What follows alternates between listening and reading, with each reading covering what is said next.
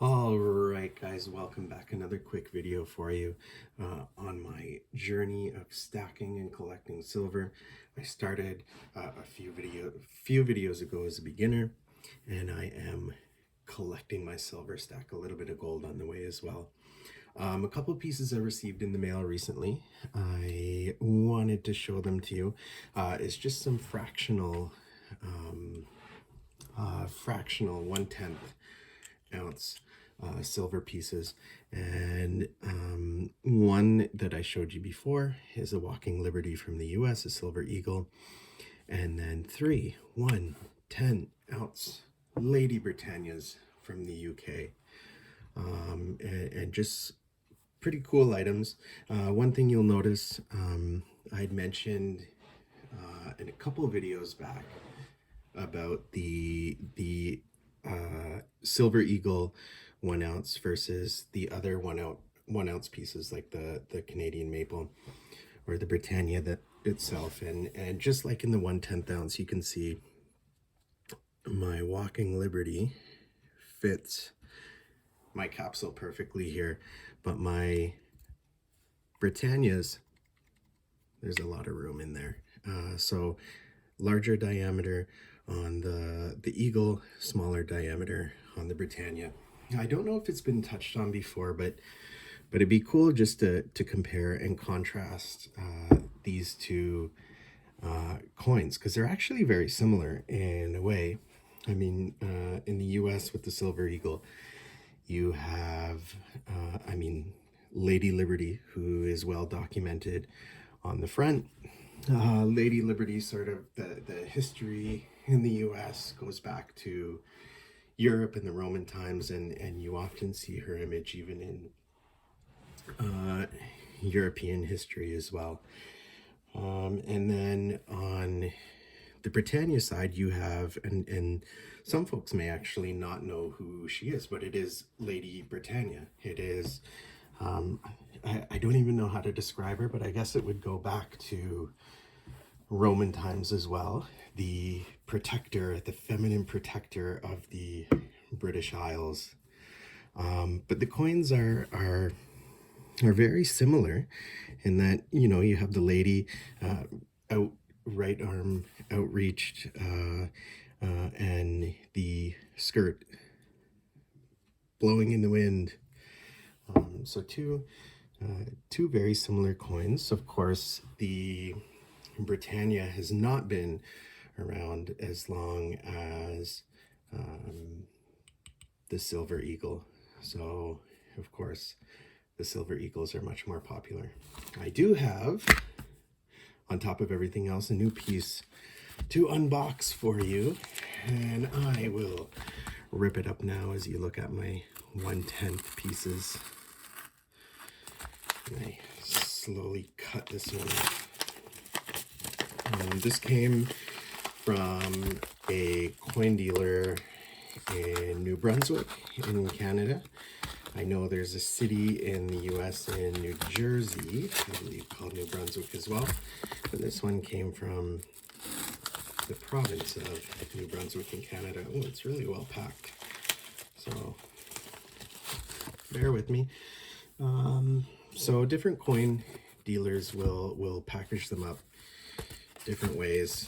We saw one arrive like this similarly in a previous video. It's just in some paper, so I just want to make sure I am cutting this one properly, and I can actually show you what we have here. I'm very careful with cutting this. You can hear me working away in the back. And here we go.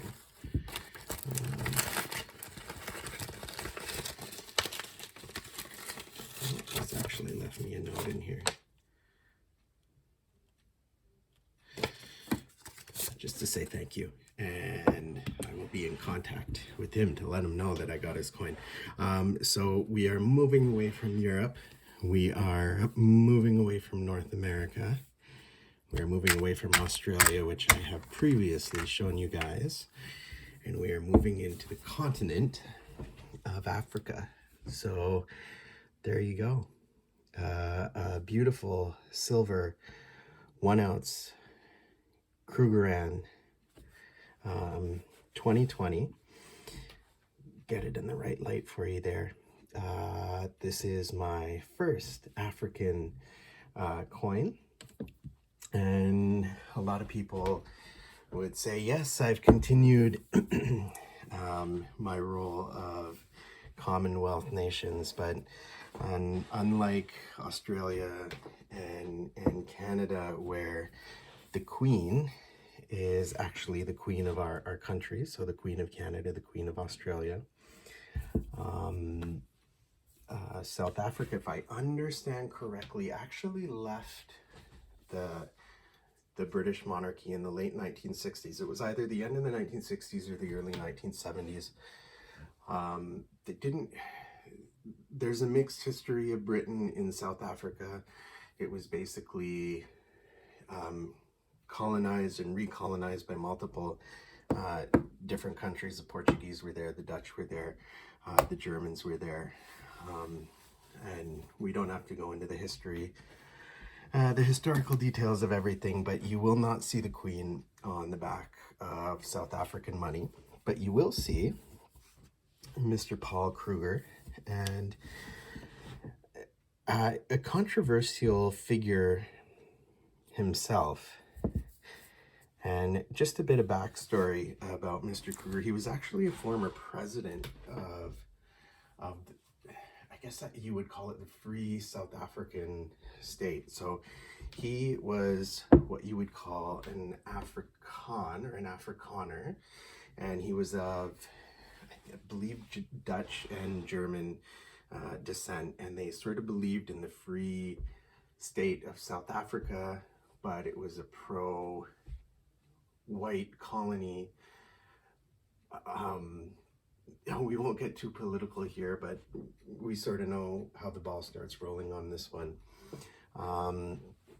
He was involved with a couple wars with Britain for control of South Africa. He was actually, and I think I mentioned it, the president of South Africa at a couple points.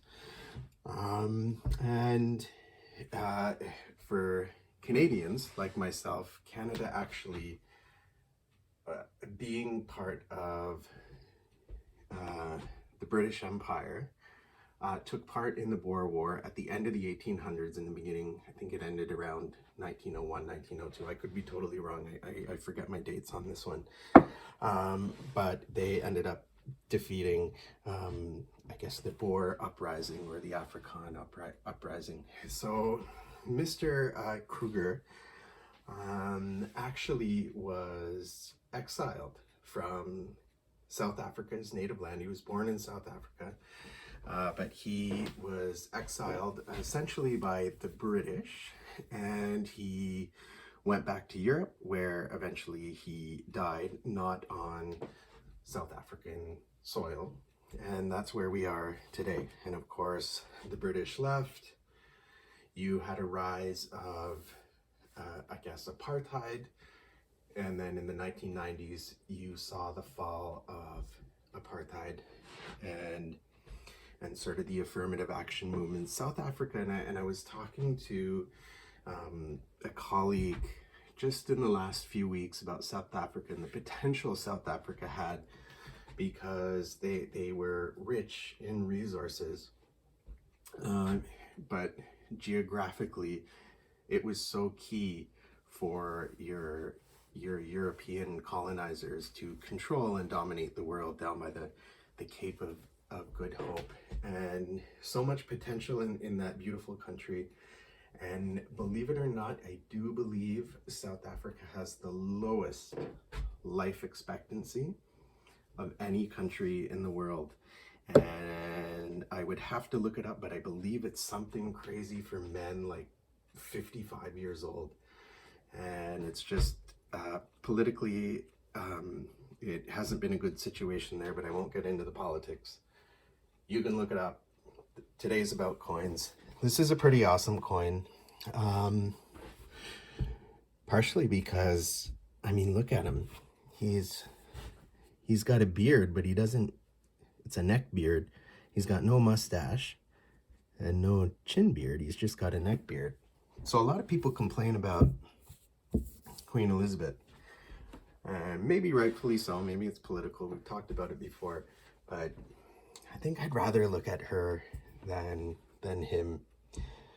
That's just me. But super excited to have this one part of the collection. And I'll probably get some more in the near future. But look, my collection is growing. My stack is just piling up, and I'm loving it. Thank you for all of those who have viewed. I'll continue to post some videos.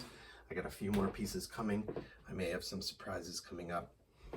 Thank you so much. Have a great one.